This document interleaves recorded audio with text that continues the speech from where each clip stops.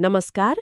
आज हामी आउँदो मनसुन 2082 सालको यसबारे कुरा गर्दैछौँ। हो, यो पटकको मनसुन अलि फरक हुने संकेत देखिएको छ। हो नि, पूर्वानुमानले के भन्छ भने यो पटक औसतभन्दा बढी पानी पर्ने सम्भावना छ रे। त्यसले गर्दा हुन सक्ने जोखिम पनि बढी नै होला भन्ने अनुमान छ। त्यही त।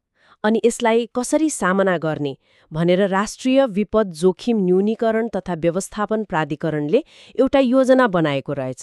हो, कान्तिपुरमा पनि आएको थियो यसबारे। मनसुन पूर्व तयारी तथा प्रतिकारी राष्ट्रिय कार्ययोजना 082। हो, त्यही कार्ययोजनालाई टेकेर आज अलिकति गहिरो कुराकानी गरौँ न त।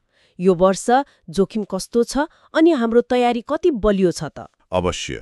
सुरु गरौँ त्यही जोखिमको आकलनबाटै। ल, पूर्वानुमान अनुसार त जेठ 18 देखि असोज 14 सम्मको मनसुन अवधिमा पानी अलि धेरै पर्ने रे।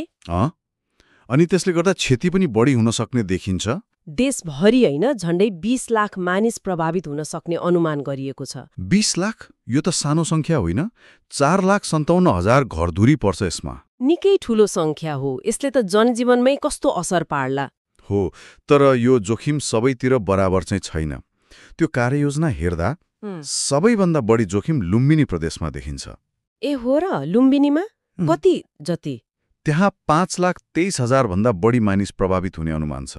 ओहो, निकै धेरै रहेछ लुम्बिनीमा त। हो, किन त्यहाँ बढी जोखिम छ भन्ने कुरा पनि महत्त्वपूर्ण छ। सायद त्यहाँको भूगोल, नदी प्रणाली, विगतका घटनाहरू पनि होलान्। बिल्कुल।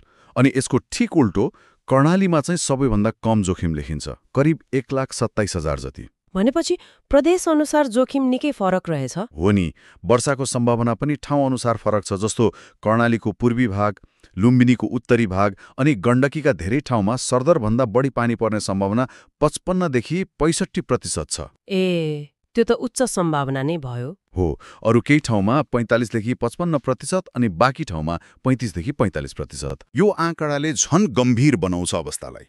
त्यसमाथि जोखिममा पर्ने अरू समूह पनि छन्, जस्तो प्रजनन उमेरका महिला करिब 36,000। अनि अपाङ्गता भएका व्यक्तिहरू पनि 48,000। बालबालिका 1,64,000। ज्येष्ठ नागरिक त झन् 4,15,000। हो, यसले के देखाउँछ भने प्रतिकार योजना बनाउँदा यी समूहहरूलाई विशेष ध्यान दिनै पर्छ। बिल्कुल, प्राथमिकतामा राख्नु पर्यो। अब यत्रो जोखिम सामना गर्न तयारी चाहिँ के कस्तो छ त? तयारीको कुरा गर्दा पहिला त स्रोत साधनकै कुरा गरौँ। देशभरका विभिन्न विपद व्यवस्थापन कोषमा गरेर 4 अर्ब 65 करोड रुपियाँभन्दा बढी रकम मौजुदा छ भन्ने कुरा छ। 4 अर्ब 65 करोड सुन्दा त ठूलै रकम हो। हो, तर झण्डै 20 लाख मानिस प्रभावित हुन सक्ने अवस्था, सम्भावित क्षतिको अनुमान, त्यसको तुलनामा यो कति पर्याप्त हो त्यो पनि हेर्नुपर्ने हुन्छ। त्यो त हो। स्रोत भएर मात्र भएन, त्यसको सही र समयमै परिचालन चाहियो। बिल्कुल, पैसा मात्र भएर भएन, जनशक्ति, उपकरण पनि चाहियो। त्यसको लागि के छ त? खोज तथा उद्धारका लागि 10,000 भन्दा बढी प्रहरी तयारी अवस्थामा छन् रे। 10,000 प्रहरी? ठिकै हो। अनि 277 वटा हेभी इक्विपमेन्ट, मतलब डोजर, एक्सकाभेटर जस्ता, अनि 12 वटा बेली ब्रिज पनि तयार छन् भनिएको छ। ल, यो त राम्रो कुरा भयो। तर मलाई सबैभन्दा आशा लागेको पक्ष चाहिँ होइन, पूर्व सूचना प्रणाली हो। हो, त्यो एकदमै महत्त्वपूर्ण छ। जल तथा मौसम विज्ञान विभागले 24 घण्टा मौसम कक्ष चलाउने, विशेष बुलेटिन निकाल्ने अनि मुख्य नदीहरूमा बाढी आउनु अगाडि नै मोबाइलमा SMS पठाउने व्यवस्था। हो नि, सही सूचना सही समयमा पुग्यो भने त धेरै क्षति रोक्न सकिन्छ नि, होइन र? एकदम। त्यसले मानिसहरूलाई सुरक्षित ठाउँमा जान समय दिन्छ। अनि त्यो 1595 नम्बरको टोल फ्री सेवा पनि छ। ए, त्यो पनि उपयोगी हुन सक्छ, जानकारी लिन वा दिन। हो, अनि उद्धारलाई छिटो बनाउन नेपाली सेनाका हेलिकप्टरहरू पनि तयारी अवस्थामा राखिने कुरा छ, सुर्खेत र काठमाडौँमा। कति छिटो परिचालन हुन सक्छन् रे? आवश्यक परे 15 मिनेटमै परिचालन गर्न सकिने भनिएको छ। पानीमा उद्धार गर्न तालिम प्राप्त प्रहरी पनि छन्। ल, यो त भयो माथिल्लो तहको तयारी। तर अझै एउटा कुरा होइन, त्यो समुदाय स्तरको तयारी चाहिँ मलाई रोचक लाग्यो। कुन चाहिँ?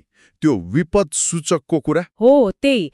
असार मसान्तभित्र हरेक वडाबाट 25 जनाका दरले देशभर करिब 1,68,000 विपद सूचक तयार गरिँदैछ रे। यो चाहिँ अलि फरक र महत्त्वपूर्ण प्रयास हो, ग्रासरुट लेभलमा।